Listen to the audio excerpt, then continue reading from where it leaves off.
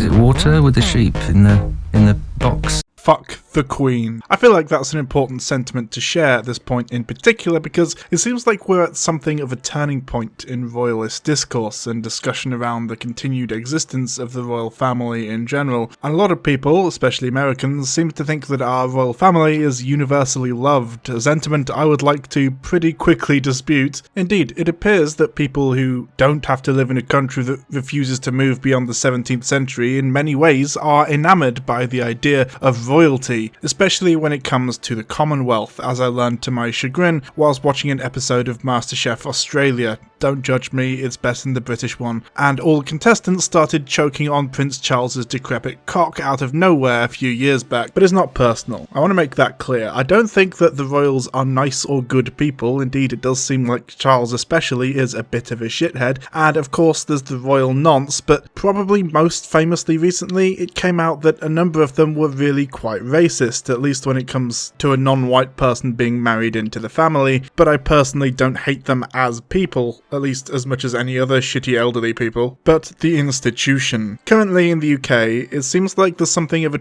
contradiction in common sentiment when it comes to the royal institution. The Queen is an extremely old woman, basically everyone hates Charles, and frankly, after half a decade on the throne, I'm not sure how or if the British people will accept the next king. After all, nobody fucking likes Charles. He emotionally abused and tormented Diana, who the public still loves, and cheated on her with the woman who is his current wife and will be the Queen once he takes the throne. But it doesn't seem like he's going to abdicate his throne because he's also made it clear how much he wants to be king, so we shall see. Even the royalists hate him most of the time. Maybe public opinion will finally turn against the royals and that would be nice, but I don't think it's all that likely. After all the street parties and shit for the Jubilee not that long ago, which inspired me to make this video of course, emphasised the Queen herself, yes, but also the royal institution in general, and especially what she, as figurehead, represents. And by extension, what the royal institution in general represents, which is apparently British patriotism, community spirit, and national pride. A proud symbol of British tradition and history and all that. And for once, I agree with the royalists. The Queen does represent a lot of things, and she is a symbol of much of British culture, tradition, and history, just maybe not the same way royalists might like to think. Allow me to explain by going over a couple of things I personally think the royal family represents.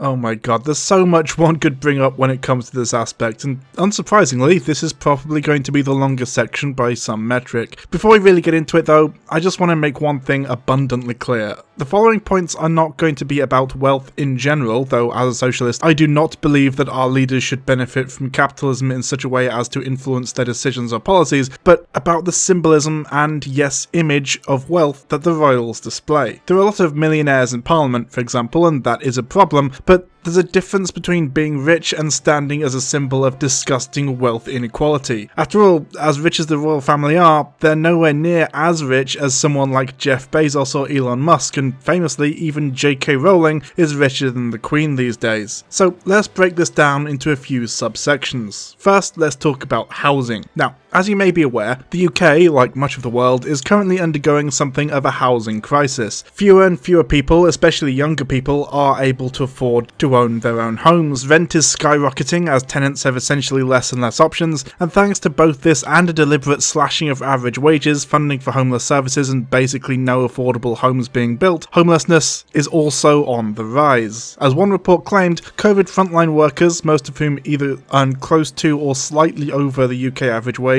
were priced out of homeowning in 98% of Britain, despite the last couple of years of suburbanites clapping and pretending to give a shit whilst refusing to vote for a party that wanted to give them enough money to earn a basic living. It's actually disgusting when you realise that most of this is simply due to the fact that the majority of working people struggle to put enough money aside to save for a deposit because, as it turns out, mortgage payments are actually on average cheaper than rents, which, yeah, most of the time you're paying your landlord's mortgage and also a bit extra. Gotta grind that profit out. Why am I telling you this? Well, because as it turns out, the Queen, as head of the royal family, is one of the biggest landowners in the UK, owning an incredible number of luxurious properties, some of which are literal castles, including, but not limited to, Balmoral Castle, bought by Prince Albert for Queen Victoria in 1852. Often known as the Royal Summer Home, it is, well, a literal castle. Just look at the fucking thing. Buckingham Palace. Obviously, duh. This is the big one in London, the official administrative seat of the monarch. Buckingham Palace has 775 rooms. These include 19 staterooms, 52 royal and guest bedrooms, 188 staff bedrooms, 92 offices, and 78 bathrooms. In measurements, the building is 108 metres long across the front, 120 metres deep, including the central quadrangle, and 24 metres high. For comparison, I live in a little flat by myself, and my flat currently has 4 rooms, 5 if you include the storage cupboard. Craigowen Lodge, just a stone's throw from Balmoral Castle, this 7-bedroom stone house was once a firm favourite of Prince Charles and Princess Diana. Today, however, it's mostly used to host visiting VIPs. Hillsborough Castle, in the heart of Northern Ireland. This country house was built back in the 1770s and is most famous for its enormous and intricate gardens. The Palace of Holyrood House. Over in Scotland, Holyrood House was home to Mary, Queen of Scots, and now serves as the official residence of the monarchy in Scotland. Sandringham House. The Queen inherited private ownership of Sandringham from her father, King George VI,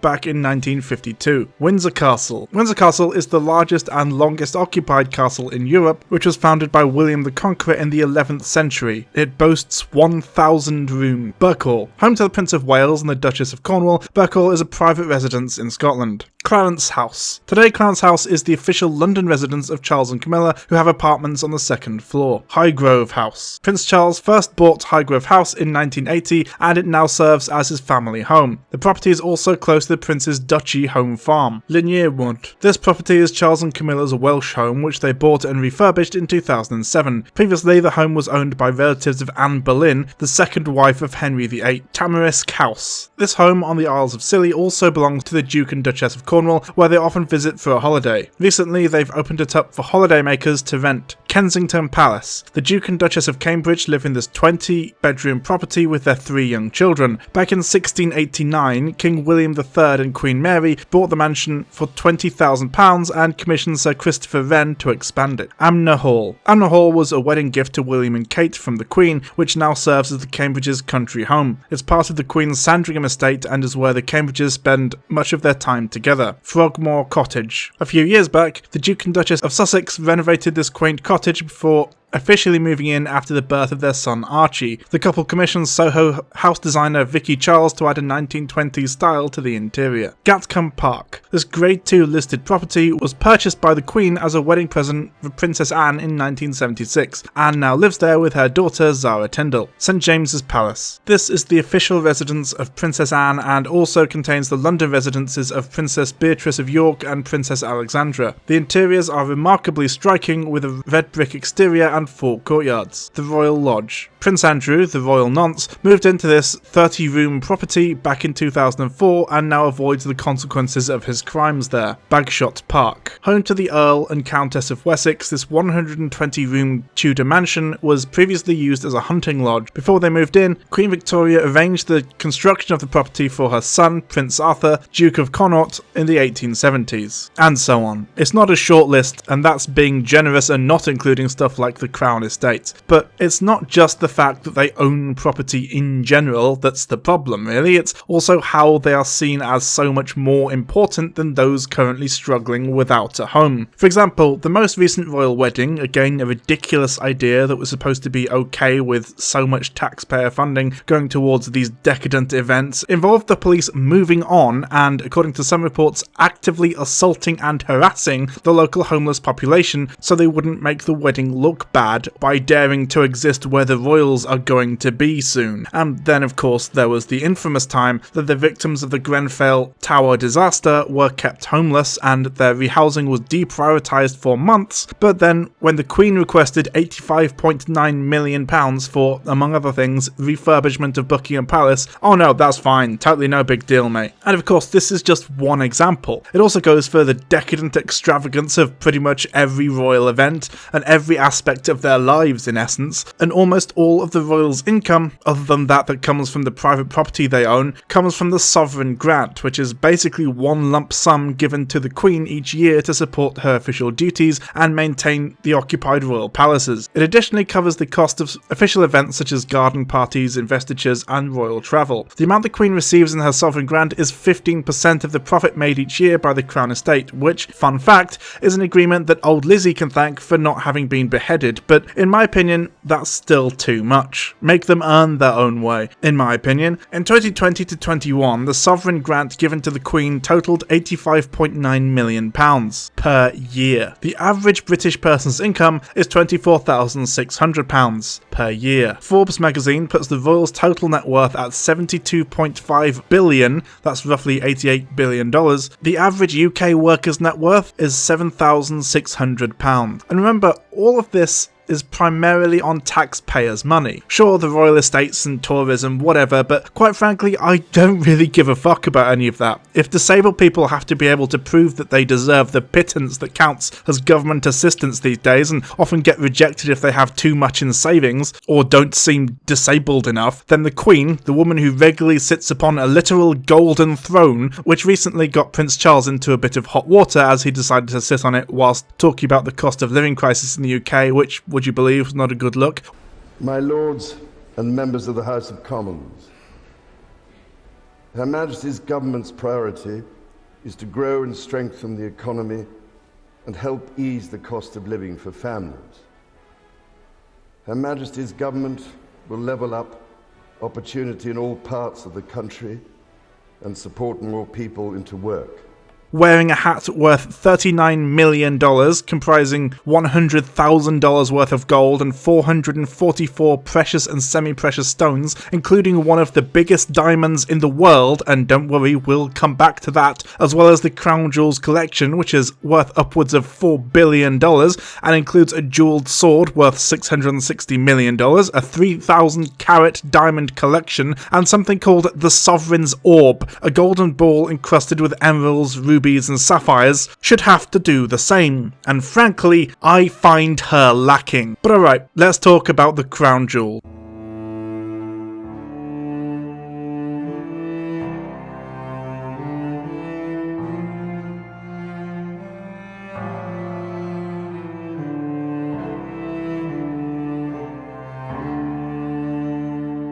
Alright then, let's talk about the hoard of looted gold in the room, or perhaps that should be the tower, and finally acknowledge the reason many people may be a little unsettled by the continued existence and popularity of the royal family: the legacy of imperialism. Now, the legacy of colonial imperialism is actually something I have covered before on this channel. In fact, a couple of my oldest videos do cover this, and at the risk of sounding like a typical white guilt-having bleeding heart liberal, there is an important and well-documented reason for why the Western powers, former and arguably current, but let's not get into that whole discussion right now, empire builders hold a majority of the world's wealth, and the former colonies, most of whom gained independence not all that long ago, relatively speaking, regularly end up being unstable, poor, and struggling to compete on the world stage. That reason is the legacy of colonialism and our continued hoarding of the wealth and resources, including, of course, some of the people plundered from the former colonies. For more details on this, feel free to watch my old videos on the subject, or of course look into the history more in depth on your own time, but for now I'm going to move on. So, what does this have to do with the royal family? Well, just as some may like to characterise them as representative of proud and ancient British history and tradition, I would take the opposite position. If anything, the royals and much of their finery and bullshit like the Crown Jewels represent a shameful and all too recent legacy of brutality,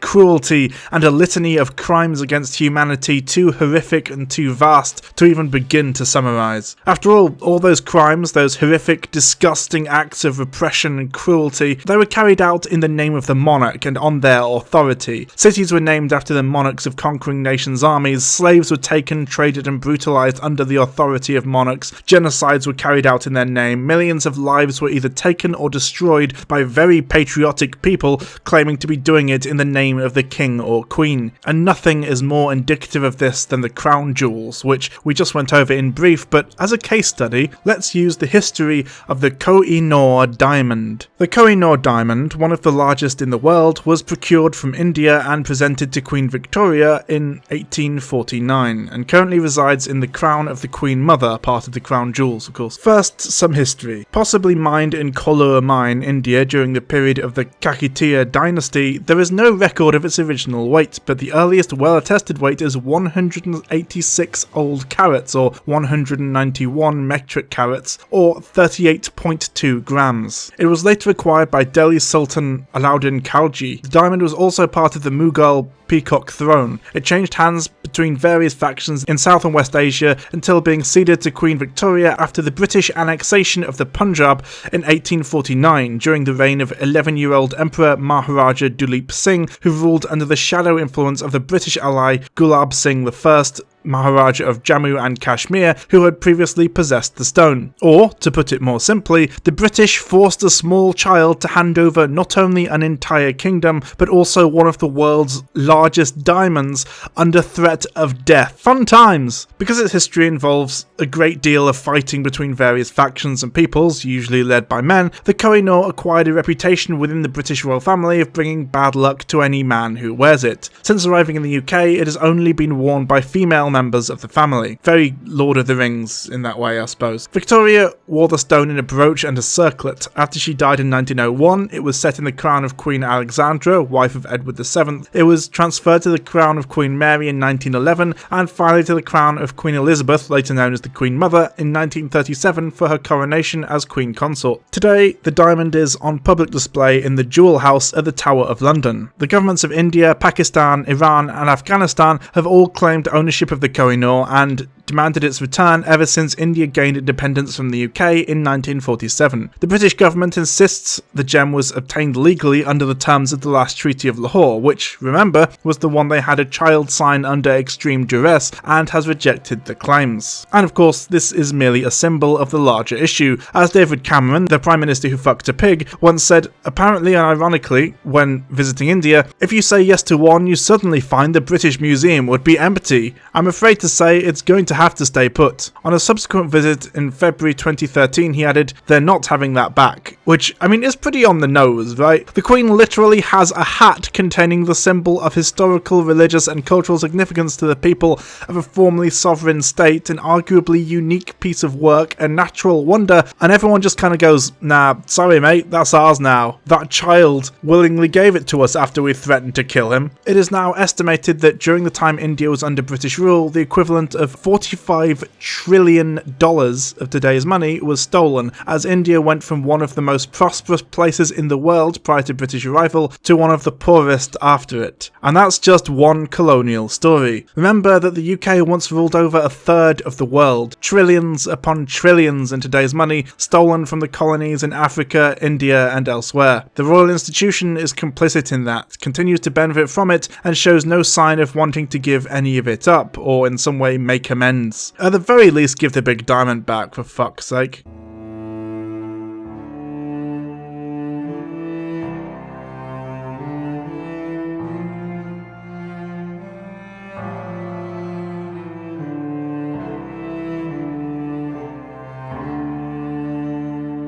One common argument pro-monarchy types like to throw out there is the idea that the royals primarily exist to set an example of how the average British person should live on a moral level. Her Majesty is an inspiration. She guides us, she leads us, and we have a queen who is unique. For example, rules and etiquette are a huge deal in the royal household, as is respect for one's elders, and there is a very good reason why the Queen addresses the nation every Christmas. She is seen as somewhat of a moral guide, in much the same way as some see religious leaders. Receiving an honour from the Queen is a mark of great importance because it implies that you have been able to impress the moral arbiter in a way few have been able to. She had a nice pink coat on. I'm so pleased to know that you are celebrating your 100th birthday on the 15th of January 2021. I send my congratulations and best wishes to you on such a special occasion. Yeah. Elizabeth. She couldn't give one shite. Well, she did sign it, didn't she? That was good of her. Now, for the most part, that is pretty much harmless, outside of weirdness arising from taking moral guidance from an elderly rich lady for no logical reason, of course. However, the issue arises when the royals do something or display behaviour that may be considered in some way sinister, or even that goes against their role as supposed moral arbiters, or, perhaps more importantly, when their moral values clash with that of modern society. For example, Prince Andrew is a member of the royal family, and yet also fucked at least one child, allegedly, in Minecraft. The Queen initially distanced herself, and it looked like he was going to actually be in serious shit, and yet nothing really came of it. Andrew's still royal, he's still rich and powerful, and he received no punishment. He's no longer allowed to call himself His Royal Highness in official documents, but that's about the extent of it. Or, on the other hand, take a look at Prince Charles, who allegedly famously pushed Diana, who he met when she was 16 and he was 30, towards an eating disorder through repeated and brutal emotional abuse, and actively cheated on her with the woman who is his current wife. What do we do when the royals go against the moral values they purport to represent? Well, nothing, as it turns out. The media doesn't have a problem with Charles, or sometimes even Andrew these days, but Harry, and especially Meghan Markle, well, that's an entirely different story because, hang on, let me just check my notes here. Oh, because she was black. Yeah, that makes sense. Do actually bad shit? Give it a few years and everyone will forget about it. Do something that goes against tradition or whatever? Nah, fuck you. How dare you bring people of colour into the royal family? This goes for Diana as much as it does for Harry, of course, as she was vilified for dating Dodi Al-Fayed, a Middle Eastern Muslim, after her divorce from Charles, because the heirs to the throne can't have a non-white stepdad, just as they can't have a non-white aunt. You would have thought the Queen would be more chill about this kind of stuff, to be honest, given that the reason she became Queen so young was because her uncle was forced to abdicate during a scandal surrounding his love life and seeking to marry a controversial divorcee, but apparently tradition is more important than any of that bullshit. But alright, let's talk about the ways in which the royal family guide us morally, shall we? In 1986, during a trip to China, he reportedly told a group of British students, "If you stay here much longer, you'll all be slitty-eyed." The British press was all over it, though the Sun tabloid was equally offensive in its coverage. In 1999, a visit to a Scottish factory led to this comment about a poorly installed fuse box. Prince Philip said it looked, quote, as though it was put in by an Indian. The palace apologized within hours. Famously, the royal family are allegedly a bunch of racists. This is unacceptable, and anyone who is aware of this should immediately denounce and distance themselves from them. But no, it's either ignored or else endorsed or brushed aside by a majority of both the public and media. Famously, Prince Philip, before his death, was known for being a horrendous bigot, and the British press and much of the population kind of just accepted it. There were just gaffes or harmless jokes or whatever. Indeed, the Sunday Times, one of the biggest UK newspapers, got in quite a bit of hot water after it claimed that secretly we all quite enjoyed the racism because it was okay when it was coming from a rich old white man or something, and had to print an apology after a petition demanding a retraction went viral. But of course, the Queen is no stranger to racism herself. Jason, that was a nice little bit of humour, very dry humour. People who know the Queen well will always tell me, you know, she's got a great sense of humour, she's a great mimic. On the occasions that you've met her, have you ever had a sense of her sense of humour, or has she always been sort of quite proper? No, she's always been quite proper, really, to be honest. But I remember seeing an off-the-cuff piece of television where she said she was talking to a family, and she said they were talking about an ambassador that came from another country, and she said, actually, I thought that I was talking to a gorilla. Yes, cheeky. Cheeky. Yes, yes. but that shows she has got a sense of humour. But I think her sense of humour is very dry normally. Yes. Well, And then there's the matter of the royal exception to equality legislation, which fucking yikes. Story time, I guess. In the 1960s, government ministers sought to introduce laws that will make it illegal to refuse to employ an individual on the grounds of their race or ethnicity. A noble goal, I would argue, and I'm sure you would agree. However, certain gold hat-wearing people might disagree. The Queen, and by extension the Crown in general, has remained personally exempted from these equality laws for more than 4 decades. This exemption has made it impossible for women or people from ethnic minorities working for the royal household to complain to the courts if they believe they have been discriminated against. In a statement, Buckingham Palace did not dispute that the Queen had been exempted from the laws, adding that it had a separate process for hearing complaints related to discrimination, however has yet to explain what this process consists of or prove that it exists. The exemption from the law was brought into force in the 1970s when politicians implemented a series of racial and sexual equality laws to eradicate discrimination. discrimination. Official documents obtained recently revealed how government officials in the 1970s coordinated with the Queen's advisors on the wording of the laws in order to specifically exclude her from being subject to them. The exemption was extended to the present day when in 2010 the Equality Act replaced the 1976 Race Relations Act, the 1975 Sex Discrimination Act, and the 1970 Equal Pay Act. For many years, critics have regularly pointed out that the royal household employed few black, Asian, or minority ethnic people. In 1990, the journalist Andrew Morton reported in the Sunday Times that a black face has never graced the executive echelons of royal service, the household and officials, and even among clerical and domestic staff there is only a handful of recruits from ethnic minorities. The following year, the royal researcher Philip Hall published a book, Royal Fortune, in which he cited a source close to the Queen, confirming that there were no non-white courtiers in the palace's most senior ranks. In 1997, the palace admitted to The Independent that it was not carrying out an officially recommended policy of monitoring staff numbers to ensure equal opportunities. A Buckingham Palace spokesperson said, "The royal household and the sovereign comply with the provisions of the Equality Act in principle and in practice. This is reflected in the diversity, inclusion and dignity at work policies, procedures and practices within the royal household. Any complaints that might be raised under the Act follow a normal process that provides a means of hearing and remedying any complaint." The palace did not respond to journalists when asked if the monarch was subject to this act in law. And, well, let's briefly touch on Meghan Markle, shall we? A few years ago now, the Duchess of Sussex, the family's first mixed-race member, said she had suicidal thoughts during her time in the royal family and alleged that a member of the family had expressed concern about her child's skin colour. Prince Harry, presumably having PTSD flashbacks to his mother's experience in the family, agreed to basically leave immediately. The allegation compelled her brother-in-law, Prince William, to declare that the royal family was very much not racist, but I mean, come on now, who's he kidding? So what does it say about us if our supposed moral arbiters and symbols of British tradition and all that bullshit are a bunch of racist wankers? Well, I suppose at the very least they're not actively violent or condone some of the worst crimes against humanity, eh? I mean, it's an extremely low bar, but at least they do clear it. Or, well, maybe not. He gave reporters a tour of his Apache helicopter, answering the very important question: how does he have a wee? The royals have a really close relationship with and connection to the military, dating back centuries to the times when monarchs would lead their armies into battle, and of course, for much of history, it was military might that kept them in power. After all, it wasn't too long ago, relatively speaking, that succession was decided by violent conquest. Famously, Elizabeth I led her own army into battle with Spain in full armour, giving a rousing speech and claiming that, "Let tyrants fear, I have always so behaved myself that, under God, I have placed my chiefest strength and safeguard in the loyal hearts and goodwill of my subjects, and therefore I am come amongst you as you are at this time, not for my recreation and disport, but being resolved, in the midst and heat of battle, to live and die amongst you all, to lay down for my God, and for my kingdom, and my people, my honour and my blood, even in the dust. I know that I have the body of a weak and feeble woman, but I have the heart and stomach of a king, and of a king of England too, and I think foul scorn that Parma or Spain or any prince of Europe should dare to invade the borders of my realm, to which rather than any dishonour shall grow by me, I myself will take up arms. I myself will be your general, judge and rewarder of every one of your virtues in the field."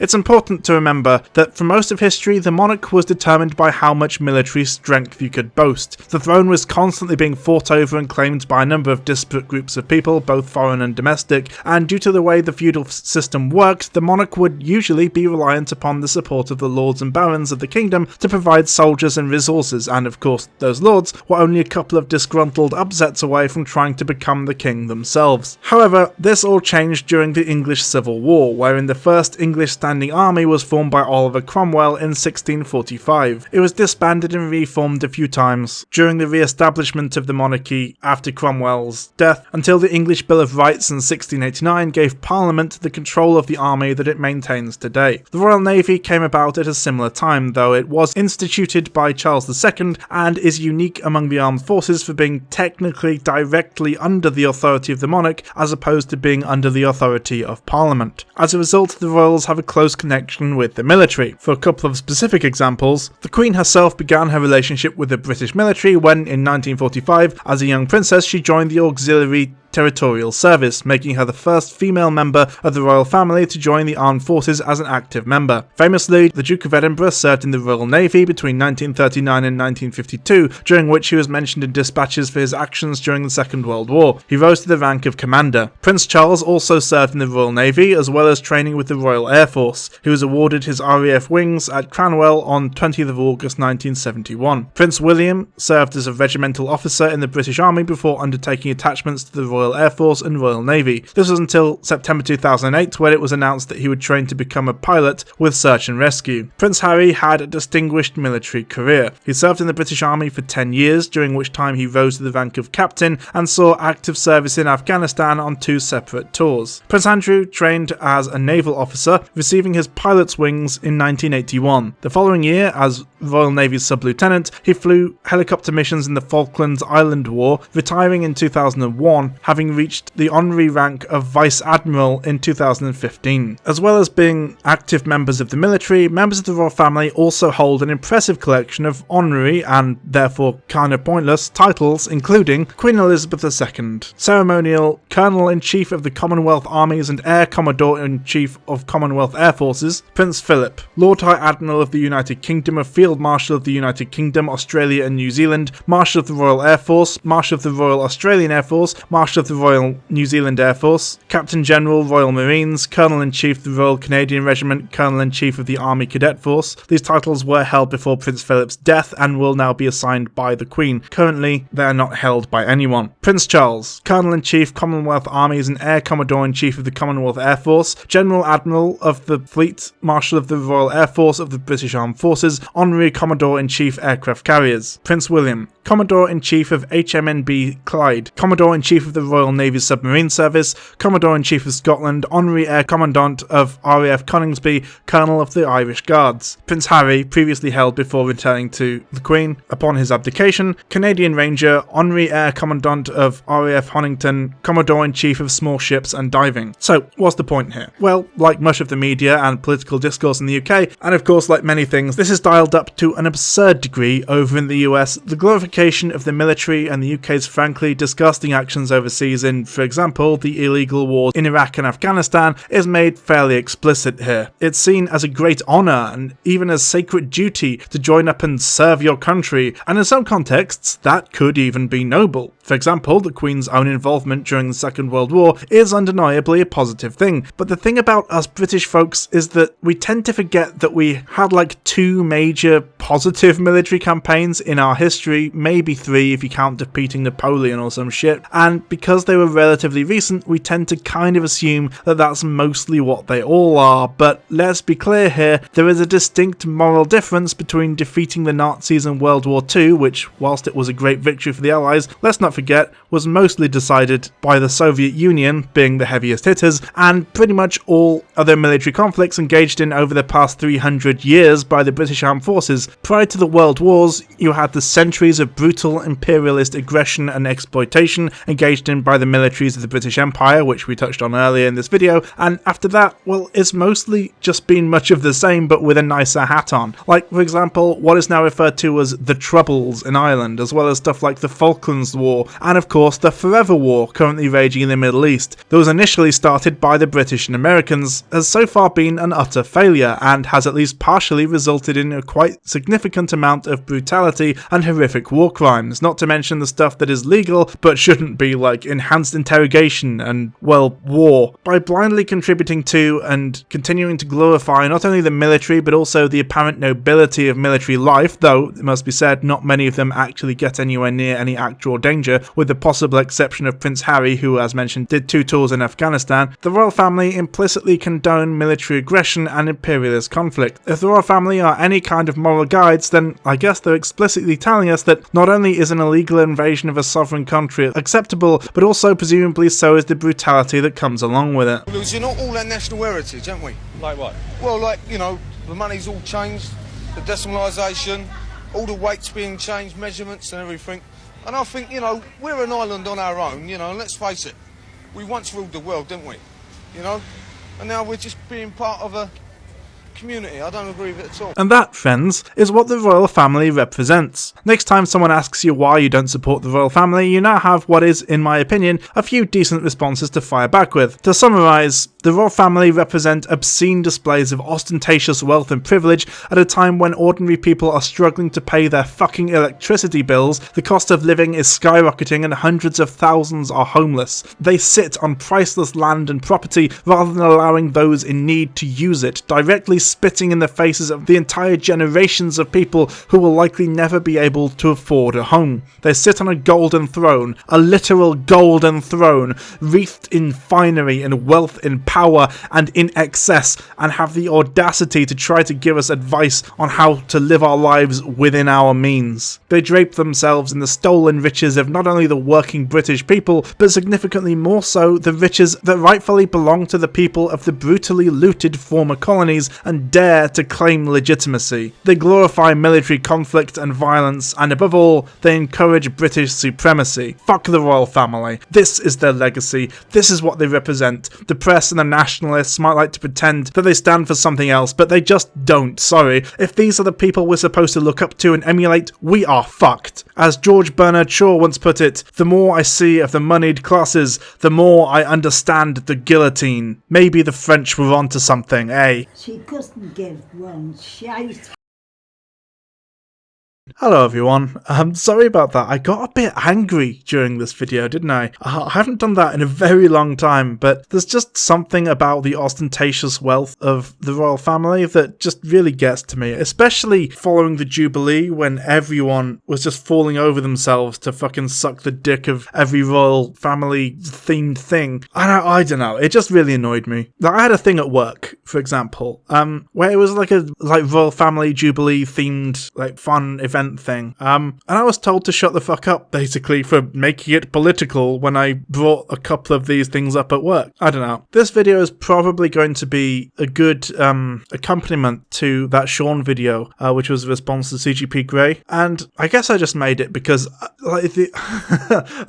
when people say it's about what the Queen represents and what the royal family represents when it comes to things like this, it's sort of annoying to me because yes, the Queen does represent a lot of things, and the things that the Queen represents are fucking horrible. And I don't know, it's just difficult to have conversations about the Queen with people who just aren't willing to engage with the facts, or I guess the facts as I see them. Anyway, thanks so much for watching everyone. Apologies for the massive gap in between videos. It's pretty much killed my growth in the algorithm, so I guess I'm stuck at 6,000 subscribers for a good while. It's for a good reason. I've been working on a really ambitious and really intensive documentary or video document. I don't know what, you know, the longer videos where I do stuff about ghost hunters, and I'm really excited about it. And I think it's going to be really good, and you're probably going to really like it. But it is taking a lot of time to write and prepare, and there's a lot of moving parts, and I'm doing stuff I've never done before. So it's slow work, but rewarding, and I think it'll end up being good content. And I guess this is the sacrifice that I made. There's also the fact that I've mostly decided to just keep YouTube as a fun little thing I do. It's a really great hobby, it's a lot of fun, but not to take it too seriously, and to avoid trying to make it big, so to speak, because I think it's clear to me by now that if I was going to make it big, I probably would have done already. A lot of the people that started around the same time as me have already sort of stopped making videos, and I'm not going to stop making videos because I like making videos. It's a fun hobby I have. But I've seen how people can get burnt out, and I've seen how the algorithm can get into people's heads. That one recent video by Solari that covers the difficulties of being a smaller YouTuber, or even a YouTuber up to 1 million subscribers, was really eye-opening. And yeah, I guess I like doing this. It's fun for me, and I don't want to get to a point where it stops being fun for me. So yeah, I'm still sticking around. I'm here to stay. But the videos I make going forward will be the videos that I want to make, and they'll be the ones that maybe aren't quite so algorithmically friendly, so to speak. Anyway, that's enough of my rambling for now. I hope you enjoyed this video. I'm probably going to put out a couple more like this before I put out the big Ghost Hunters video. video just because, well, to be honest, because I can't resist when something pisses me off and I get it stuck in my brain and I have to write a whole thing about it to make it go away and to take it out of my brain. But that's going to be the next like proper solid, like really long video. Let me know if there's anything you'd like me to make a shorter video on in the meantime. This video probably isn't going to end up being very short, but it's shorter than what I was originally working on, which is about up to 20,000 words at this point, and I'm still not finished. So that's fun. Yeah, anyway, thanks so much for watching, everyone. And of course, I'd like to thank my patrons who've been very, very patient with me. And I really do appreciate that because obviously I've been a bit quiet recently.